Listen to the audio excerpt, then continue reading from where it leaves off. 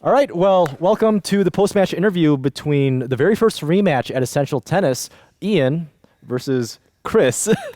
And obviously, Chris, thank you for coming up here. I know you're a busy guy and, driving a few states away to come up here with the energy and effort and playing in front of these cameras again, even though somewhat familiar, you probably still have some butterflies in your stomach, just like we all He said he do. was more nervous. Really? It was way worse this time than it was the first. Because you have expectations Yeah, why do now. you think? I think so. Yeah. I think that's what it was. I don't know, but You had to I back it up. Back up the It last was. time. It was, and I didn't. But it was way worse. But last time, we hit beforehand. That's and stuff, true. and Yeah, you I kind think of I got it settled out. into This it. time I didn't get to do that. I was Yeah. like, and I Yeah, did- we hit for like an hour and a half, right? And I drove up the night before last time, and it was different. It was just different. A little bit more of a rush today. Yeah. And you knowing each other not only by video, but obviously from the previous match at Essential Tennis about 6 or 7 months ago, did you have kind of different strategies now than you did your very first meeting instead of just kind of feeling each other out? I know you guys hit for an hour before the very first time you played.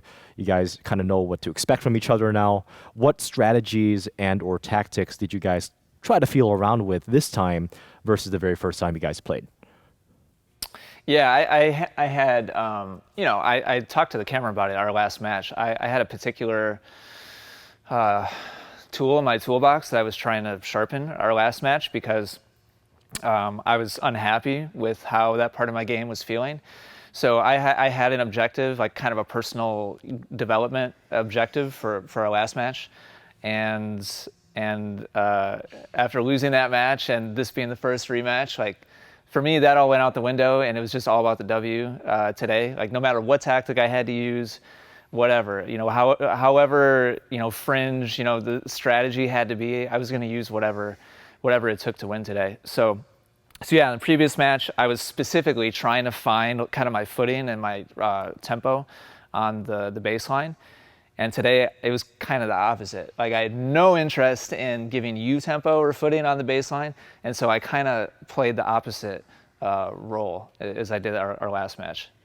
Yeah, I was actually hitting the ball way better coming into this than I was the first time. So I did have a lot of expectations, which I think part of why I was more nervous. But I did think, and I told one of my friends, I think Ian's probably going to come to the net a lot, and so I was prepared, although I didn't practice it because there's nobody that really plays that way. And nobody that I play at home that does come forward volleys this well. I mean, the things I normally do against somebody that comes in, I get close and chip my return and try to get it to them before they get close to the net. And I was doing that at the beginning, and he was just making good volleys and not trying to do anything with it as far as a winner, just hitting it deep and making me hit a hard shot, and it worked, and I never got any rhythm. We had a few points where I hit I hit 2 ground strokes, and then I didn't hit it good enough, and he'd be at the net again, and so it just started rolling downhill, and it's so frustrating. I felt like you had a good response early in the first set, and frankly, I told the camera, I don't care if I lose the points, just when I saw you go to the slice, that to me is kind of, I don't know, I guess it's like I smell blood in the water, and it's like fantastic. Even if I lose the points, if I can just get you to block, your returns, I'm okay in investing in a couple L's coming in just to kind of get you off the baseline rhythm. So I was a little surprised when you started going to a little bit more defense because it worked so well early on. Yeah, I don't know. Yeah, it wasn't. I felt a lot of pressure, I guess, and I started to hit. Yeah. I wasn't hitting it as good. And so, see, I would think that you're the reason he was slicing it more. You were hitting pretty offensive shots, and the shot that really sticks out to me was you hit a bunch of inside-out forehands to his backhand, and well, I thought you handled those pretty well, keeping them nice and low, but it just opened up too much court. Yeah, and that's what I was trying to do. There was a few rallies where that happened, and I was getting it to his backhand corner. And then I just didn't have much rhythm, and I would hit it more toward the middle of the court, and then we'd be back into the same. But he wasn't letting you come over your backhand either, too. And that was something you said, before the match, is that you wanted to drive your backhand more. It seemed like he was doing such a good job of keeping that ball below your knees that you couldn't really comfortably just lift it up and get topspin. That's right. And I've been hitting my backhand much better, but I don't have a ton of confidence yet. Yeah, and those are really hard. Those, I know exactly how you feel. He's giving me hard ones, so it's I just never got into rhythm. Ironically, I feel like my slice was maybe kind of the key to the whole sequence because because like you're saying, Yeah, it kept yeah. it low. Like when I just chipped it cross court, you were kind of having to step in and like bend down, and I think that kind of kept you from getting it up high to my backhand. Yeah. The last time I hit a lot of really good lobs last time. I just couldn't find it today. It was it was either right to your overhead or it was 4 feet Well, long. it was his shots. You know, Yeah, we I'm sure. were talking that you were really hitting really good penetrating deep balls and not giving you much opportunity to lift. I mean, you had I think a couple of good ones, and you missed a couple of overheads, but generally that it was an overhead fest. Yeah, it was, and it's so frustrating. He's good at overheads. Yeah. That's a This I knew, that's a yeah. running gag. Yeah, he still hit a ton of them. So I don't know Mark why. likes Taco Bell. I'm old, and he hits overheads. Yeah. There's the shirt. I know you're not happy with the outcome, but I want to commend you on the number of overheads I had to hit. I know that's not like going to make you feel satisfied or happy, but I can't count. I honestly can't even begin to count the number of volleys and or like inside out forehands that I hit that felt like the point was over, and I ended up having to step back 2-3 steps and then finish an overhead. So against like somebody who didn't like love their overhead, that may have tipped it like in your favor. It works quite a bit. You'd be Yeah, oh, surprised. I'm sure. Yeah, Even I'm though sure. people have good overheads, they But I just distinctly remember hitting a lot of shots where I was like, I felt, the feeling when the ball comes off your racket and you're like, okay, that's probably it. Yeah. And I almost always had to hit like some other, shot after that. So tip of the hat to you for that. And I would say that your comfort with that comes from all the doubles that you've played this summer. That Sure. you've hit a lot of overheads, and that just what's one more. yeah. I'm good at feeding overheads. That's for sure. Now, I want to ask you about your forehand. I mean, you were having an internal conversation that sometimes we could hear that you were not very happy with it. I've been hitting my forehand really well, like really well, and I don't know what happened. I was leaning back. I think today I was just everything I did was defensive, and Would you attribute any of that to the surface? You think like when the ball moves a little quicker, it slides? maybe I consciously I don't feel like it affected me, but maybe it's a little. I don't know. It's possible, I guess. But I felt a little late on everything, and just I got off to a bad start on it, and then I just I lost a little confidence, and it's not my best. My best trait is not to hit through the bad times to get to the. I tend to, when I lose confidence, I tend to struggle. Yeah. When it comes to your serves, you obviously have tremendous racket head speed, and obviously, given the comments on YouTube, you serve righty, but you have ground strokes lefty, which actually isn't super unheard of, but obviously it's a little bit more uncommon. Your first serve speed was actually faster, it seemed like, than Ian's. Ian's just is a little bit different, but you have definitely. More spin. more speed and a little bit more penetration going through the court. Maybe it's because of the indoor surface. But did you feel that Ian's backhand return was significantly more dangerous and more solid than his forehand return during your match? I know he hit a lot of good backhand returns. I don't remember him hitting as many good forehand returns, but I was hitting a lot of balls to his backhand, so that was kind of what I wanted to do. So, but yeah, everything that he did was just better than I thought it was going to be today. So, I mean, he played well. So, but yeah, I agree. His backhand seemed to be way better today than it was the last time. Because you actually blocked not as many, you didn't slice as many backhand returns as you probably think you did. Because although you didn't rip it like, huge Feliciano Lopez off the backhand wing, you blocked it pretty well. Yeah. And it was probably within a foot and a half of the baseline at least half the time off of his first and second serves. Were you sitting on that backhand grip and were you waiting on it like position-wise? Yeah. Honestly, I feel like your serve, this was another big difference between the first set and the second set, I think, was you mixed up your placements on the serve in the first set really well.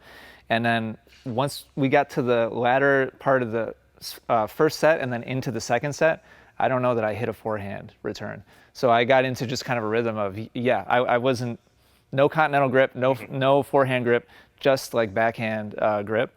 And by the middle of the second set, I was in a really comfortable rhythm. And just, it felt like it was really easy after a whole bunch of them in a row, honestly. Yeah, sometimes I get into, I don't feel like I think enough sometimes. Like when I started to lose, I felt like I was just struggling to.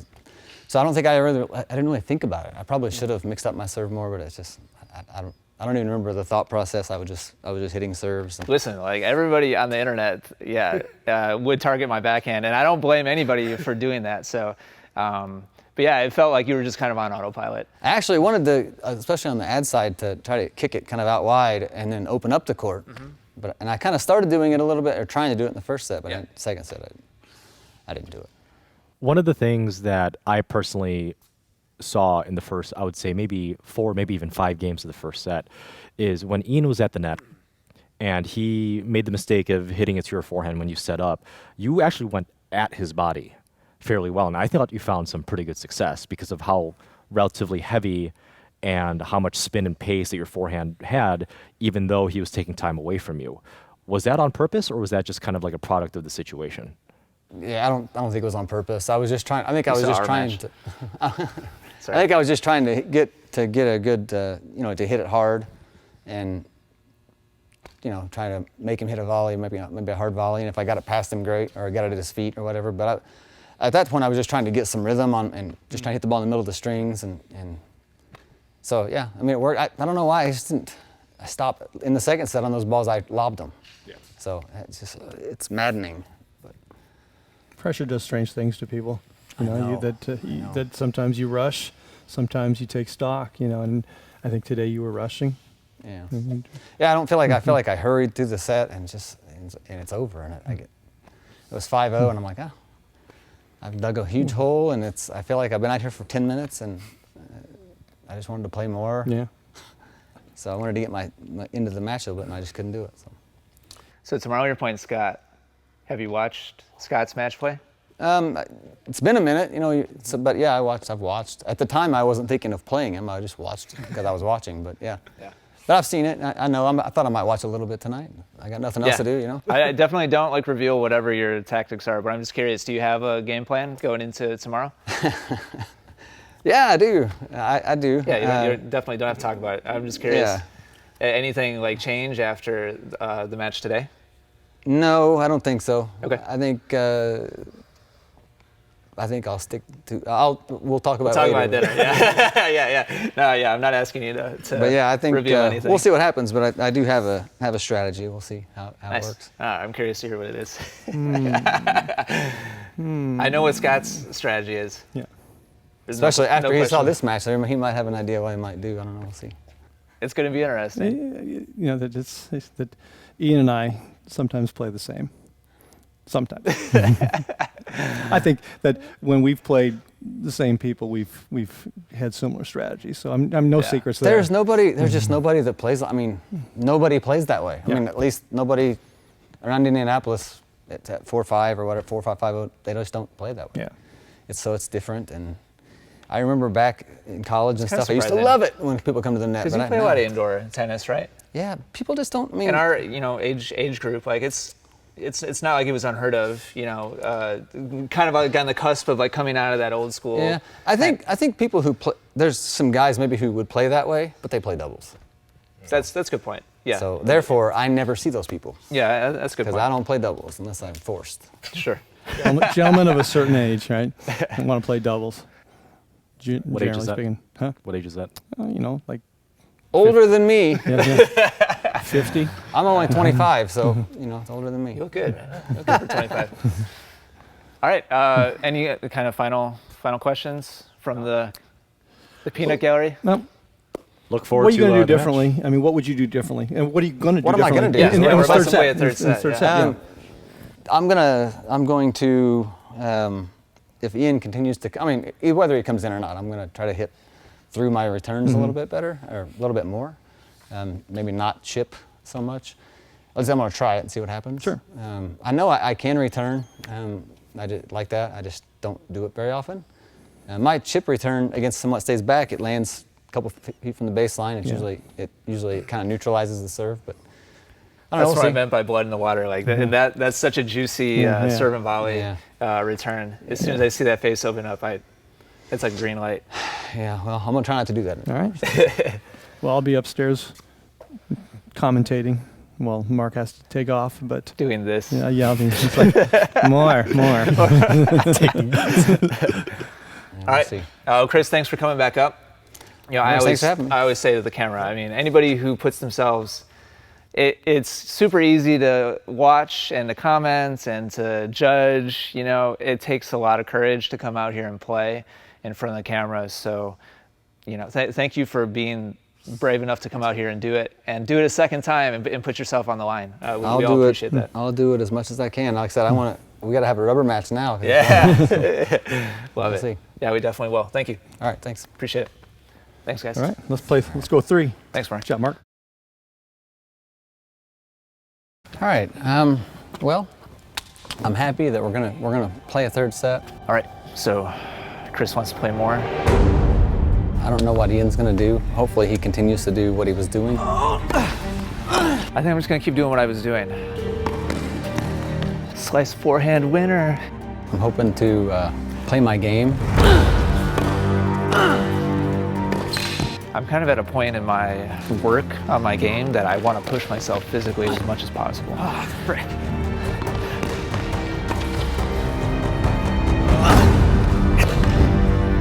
Those are the kind of points he wants me to play. The things I should have done, I'm going to try to do them now. And hopefully this will be a little different.